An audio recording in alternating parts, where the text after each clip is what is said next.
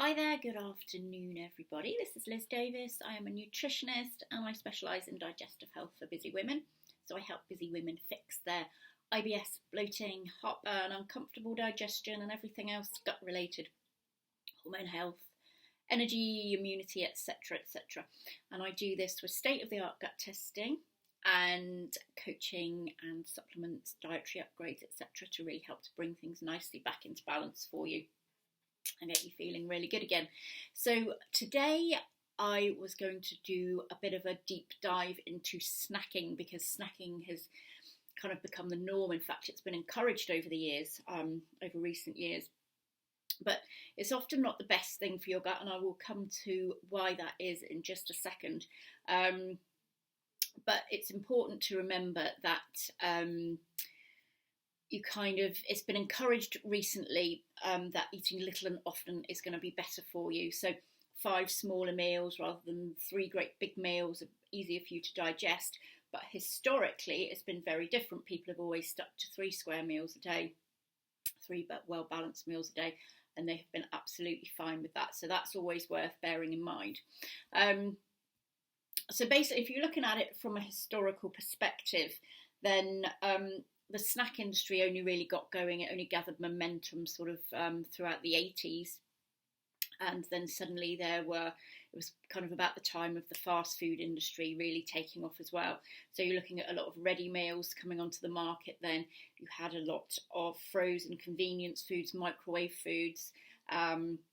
And then at the same time, lots and lots of snack food started appearing as well. So not only your salty snacks, which you kind of know you shouldn't be eating, your crisps and salted nuts, etc.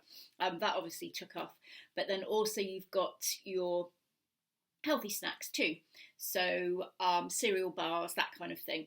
Those are also a really huge market, and also worth bearing in mind a lot of those things, those healthy snacks, are also very high in sugar. So as always, when buying these kind of products, always check the labels first, just to check that they're not completely overloaded with sugar, or better yet, they don't have any kind of added sugar at all.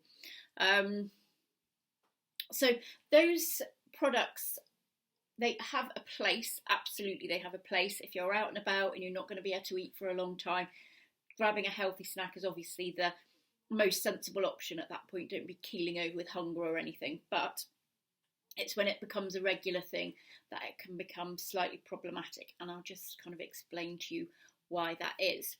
So I've spoken before about the gut's migrating motor complex. So the MMC is like a squeezing action that your gut goes through in order to kind of clear itself out, to cleanse itself, to get all the stuff out that it doesn't want in there. And that action will only kick in after 4 hours of not eating anything. So ideally, you want to be leaving 4 hours between your main meals. And in order for this kind of MMC, nice squeezing action, to be kind of taking effect and doing all its jobs it needs to do. The act of digestion is actually really, really complex. There's lots of signalling and everything else going on. And it's not something you want to interrupt, really. It's all a delicately, finely balanced process.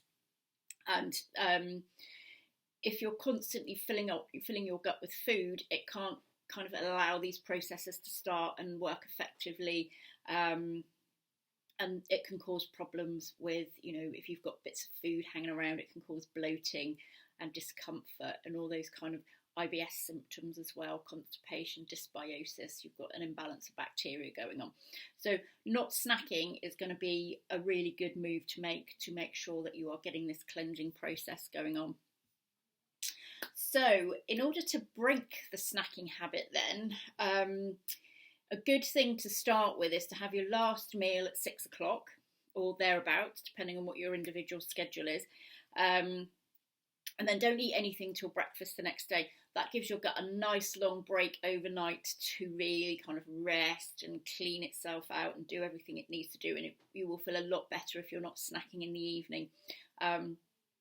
It will do a lot of cleansing all through the night, and you'll notice a difference and feel a lot better if you can manage to do that. So then what you need to do is make sure that every meal you have is nicely balanced. So you want to have a good quality protein source with each meal, plenty of healthy fats. And if you eat carbs, I'm not saying you should or you shouldn't, but if you do eat carbs, then make them nice whole grain, as in their natural state as possible. If you eat like that, that's going to keep you nice and full. So it should easily keep you going for 4 or more hours, and alleviate the need to be snacking all the time. So if you stick to those rules, then you should find it quite easy to kind of have decently, nicely balanced meals that really keep you going for a long time. And then that nice long period overnight of not eating anything will really help your gut to clean itself properly, get rid of any kind of stuff in there that it doesn't want, and keep things nicely finely tuned for you. Okay, I hope that helps, and I shall see you next time. Bye.